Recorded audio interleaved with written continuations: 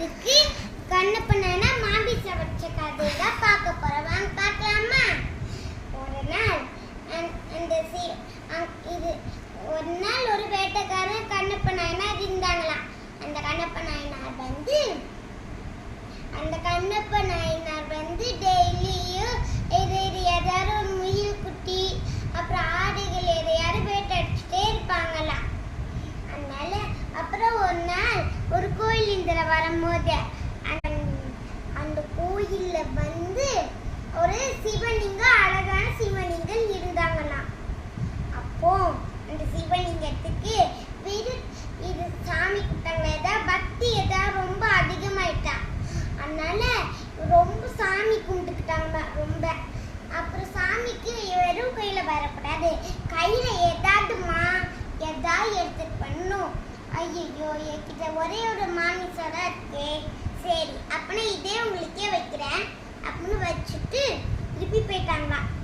அப்புறம் அந்த ஐயர் வந்து வந்தாங்களா, ஐயோ சிவனிக்கு மாமிசம் அம்மால அப்படின்னு பார்த்துன்னு ரொம்ப கெஞ்சி அழைச்சிட்டாங்களாம்.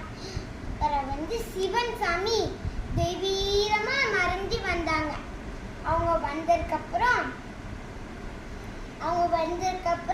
அந்த ஐயர் வந்து அவங்க காலில் விழுந்தாங்களா. அப்படி விழுந்ததுக்கப்புறம் நீங்க வந்து அங்க இருந்து மறைஞ்சி பாருங்க, என்ன நீங்க எல்லாம் நடக்கிற மறைஞ்சி பாருங்க, அப்புறம் உங்களுக்கு புரியும்னு சொல்லிட்டு தெய்வீகமா மறைஞ்சு போயிட்டாங்களாம்.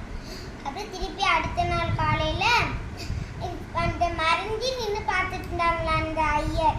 அப்புறம் அந்த ஐயர் வந்து வந்தாங்களாம். அந்த ஐயர் பார்க்கும்போது அந்த கண்ணப்ப நாயனார் வந்து நடந்து போயிட்டு இருக்கும் போது அந்த கூட நடை மாமிசமா ஒரு கையில மாமிசம் வச்சுட்டு போனாங்களாம். வச்சுட்டு அப்புறம் இது அங்க வச்சாங்கண்ணா சாமி. அப்புறம் வச்சதுக்கப்புறம் அவங்க ஒரு லெஃப்ட் ஹேண்டோட கண்ணில் வந்து ரத்தம் வந்துடும். சாமி உங்களுக்கு ஒரு கண்ணில் ரத்தம் வரும் சாமி, உங்களுக்கு சரி, உங்களுக்கு உடம்பு சரியில்லை போல அப்படின்னு சொல்லதுக்கப்புறம் இலைகளை பறிச்சுட்டு வர சொன்னாங்களாம். இலைகளை பறிச்சுட்டு வந்து கண்ணில் வச்சாங்களாம். கண்ணில் வச்சாலும் இரண்டாவது கண்ணில் ரத்தம் வந்துடும். சாமி என்னால எதுவுமே பண்ண முடியாது, அதனால எங்களுக்கே அந்த கண்ணை வெட்டி கொடுத்துட்டேன்னு சொல்லி வச்சுட்டாங்களாம். அந்த இலைகளுக்கு மேல வச்சோடனே அவங்களுக்கு இரண்டாவது கண்ணில் வந்து ரத்தம் வந்துருச்சோம். அப்புறம் சாமி கடைசியில நீ ரொம்ப பக்தியா இருக்கிறன்னு பேர் இனிமே கண்ணப்ப நாயனார்.